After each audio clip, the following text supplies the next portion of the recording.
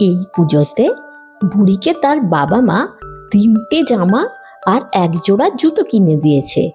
বুড়ি অষ্টমীতে তার সব থেকে পছন্দের জামাটা আর জুতো জোড়া পরে বাবা মার সাথে ঠাকুর দেখতে বেরিয়েছে। এদিকে নতুন জুতো পরে হাঁটতে হাঁটতে বুড়ির পায়ে ফোস্কা পড়ল, তবু সে বাবা মাকে কিছু জানালো না। কিছুক্ষণ পরে মার চোখে পড়ল বুড়ি কেমন যেন অস্বস্তিতে পড়েছে। জিজ্ঞাসা করতে বুড়ি নিজের পা দেখালো।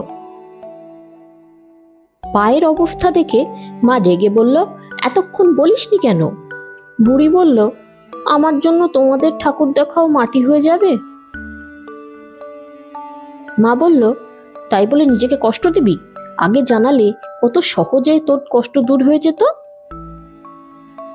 এরপর বাবা ওষুধের দোকান থেকে কিছু ব্যান্ডেড কিনে আনলো।